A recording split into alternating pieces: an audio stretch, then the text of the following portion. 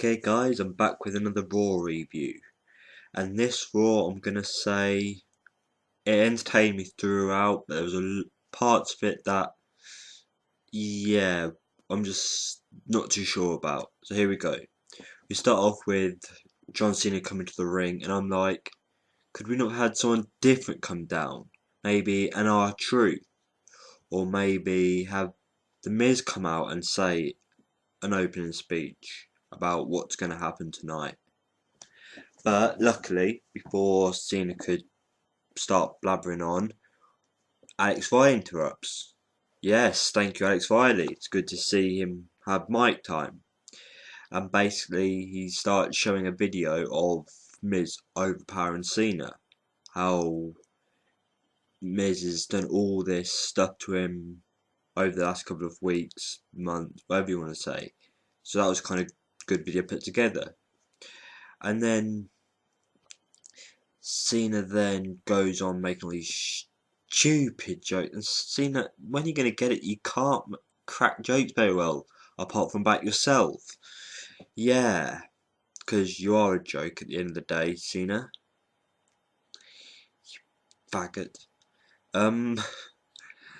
Yeah, and that was a pretty good opening. I'll explain what else happened later in the review. The next thing we see is Punk versus Kofi Kingston. And I'm like, okay, a bit of a random match because Punk's kind of with Kane and Big Show storyline. But anyway, the match, I'd say it was an okay match. You see Punk dominate. Nexus tries to get involved. Punk told him no, stay back, I'm fine. And he was fine because he went on to win the match. Go Punk! Yeah, because I think the way Punk's been recently over the last couple of weeks, he's not looked like a dominant leader of Nexus because he's either lost matches or just looked bad when he was going against Orton. No surprise there. And the thing is, he ends up defeating Kofi Kingston and says, my plan is now to make each member of the new Nexus more dominant than ever. I'm like, good, because when Wade was in charge, he had a dominant team. Then when you came along, they started going down, down, down. So if you could lift them back up again, I say go at it, because we want to see a dominant Nexus again. Well, I do, because Nexus, when they first came, were one of my favourite groups. They were destructive. They got involved in numerous matches. It made wrestling interesting. And then after that, we get to a match that I'd say was pretty who cares match. We had Kelly versus Brie Bella. Yeah, and the match is not important because the match ended stupidly with Kelly getting a roll up. I'm like, too short and such a boring win. Okay. The main part of this segment, or this part of Raw, was Karma. Karma came down, got in the ring, started heading towards Kelly, I think it was. And what do the Bella Twins do? They run up and attack from behind. Yeah, way to go, good thinking. Your small little bodies versus a big woman like Karma. So you guess what happened? They both got slammed down. So that got rid of them. And then, I thought this part I don't get. She went up to Kelly, instead of knocking Kelly out, all she did was flicked her in the head. It's making me think that there's something there, there's something that Karma's trying to tell us, or either they're going to be, Karma's going to use Kelly somehow to get her way to the top of the WWE. Even though I don't think Kelly's the right diva to do that, You could have gone for maybe, I would say Beth Phoenix, but she's not any higher anymore. Melina, see, most of the divas were up here, and now they've drifted down here. So, to be honest, I think you could have picked any diva really, but let's see what goes with that. And then we have a match that I was really not wanting to see again. Alberto Del Rio versus Rey Mysterio. And I'm like, we all know how this is going to go down. We know, we've seen this match before. It's a bit boring now. I thought you had many chances to make something new happen. Because it did start with Rey calling out R-Truth, but obviously he was probably in the back smoking or doing something like that. Yeah, fast smoke, you see. And the match gets interrupted with R-Truth just say calling from the top of the audience in a street gear, and he didn't really do much of a distraction. Just saying that Rey's a thief for stealing his spot in the championship match against John Cena. And then, thanks to Rodriguez, when does a 619, Rodriguez, instead of just taking the 619, he starts yanking at Rey Mysterio. I bet if he just took that 619, the match would not have ended a DQ, because all he did was get hit. He didn't touch Rey in any way. But there we go, Rey won by DQ. Can't say I'm too happy about that, but whatever. And this now brings us on to R-Truth, who came in after the match and attacked Rey. Now this has got me thinking, at Over the Limit, they've booked this match now. Could Rey please put R-Truth over and have R-Truth win? Because we all know Rey's a good wrestler in the ring. We know that he's done a lot of good things. But now he should be a good person to put people over. Just what I think. Because he's done a good job with doing it to Cody. Could the next person be R-Truth? R-Truth's getting to the stage now where he's starting to show that he can be a good wrestler, can be involved in big matches to look forward to. So why not have him lose to Rey?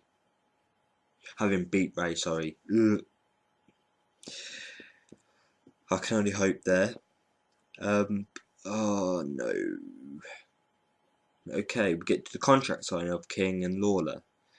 And I'm like, do we really have to go through this? But they quickly sign first Cole, then King, and then he says that you didn't read the page 2. It's gonna be a kiss the foot match, and oops-a-daisy, Michael Cole blabs on about him Swag being his bodyguard and that, not actually a wrestler anymore. Yeah, and then Swagger just leaves out the ring. Good. I'm looking forward to something like this happen. I want to see a Swagger turn on Michael Cole. Swagger needs to become a face and go out there and probably not go for the title, because to be honest, he didn't have much. He weren't a good champion back when he had it. So maybe just go out there and have a run in the mid card as a face. I don't know, but just have him turn on Cole. So I can't really say I'm looking forward to this match. Again, we've seen this match before. Their rivals should finish last pay-per-view or even at WrestleMania. They're dragging on. This should be the final match. Please.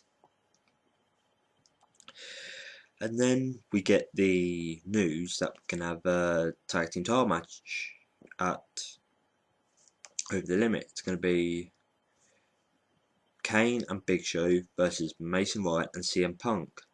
Okay, you're getting Nexus involved.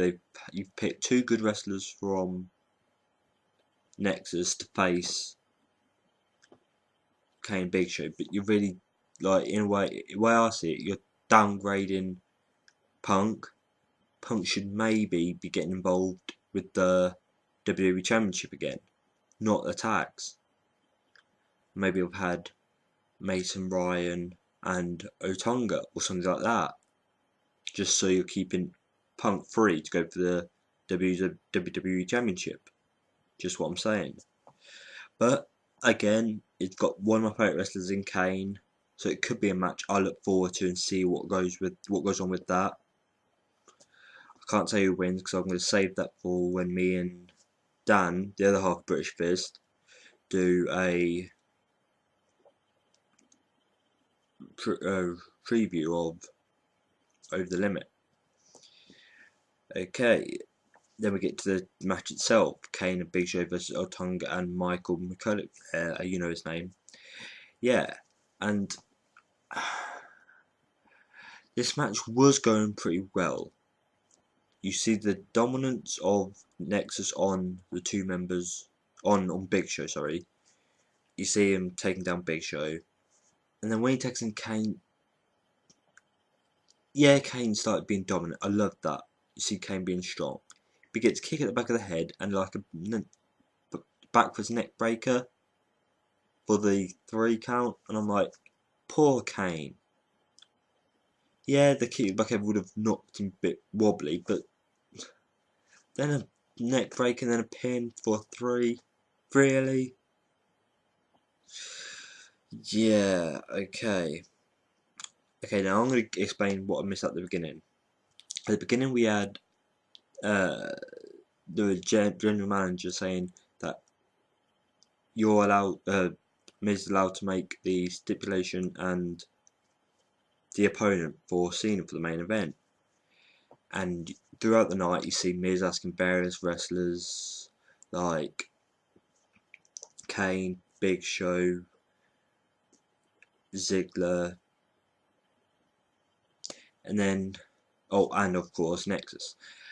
And the person who turned out to be turned out to be the opponent was Jack Swagger in an Oz Bard match. And straight away I knew what was coming. I was like, oh, okay, you picked an opponent that I was hoping you was going to make a handicap match. No Oz Bard handicap match. Or maybe a lumberjack match with the wrestler he's been talked about over the night. Just something more spice up like that than just a normal single no Oz Bard match. But anyway, and basically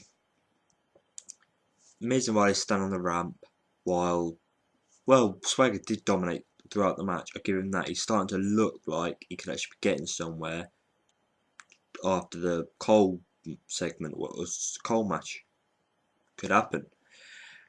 But then, obviously, when he started doing that moveset, you know, the bounce in the rope, strong elbow, some DDT, I think it was, or scoop slam, whatever you call it, 5 knuckle shuffle, and all that, yeah, all that crap. He pins. Oh no, sorry, he does the STFU to Swagger for the win. Oh, I love you, monster. I love you.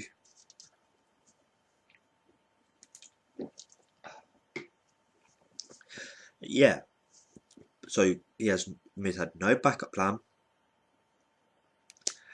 and he just basically comes out after the match saying, "Well done, that was impressive, but you know you're not going to win it over the limit. You're not going to win." And he says, "I'm not going to use this lead." He brings out a lead pipe and says, "I'm not going to use this over the limit. I'm going to use it now," and starts hitting Cena. But then Raw has to finish with SuperCena.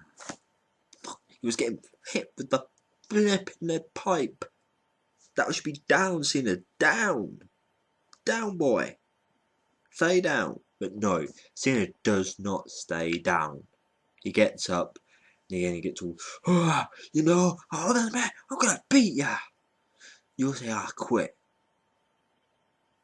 Gah. After an entertaining Raw, you give me that. Thanks a lot. Well, guys, you've heard my review of Raw. What did you guys think? Leave your comments in the comment section below, and I'll vlog again soon. Oh, one more thing. What's up?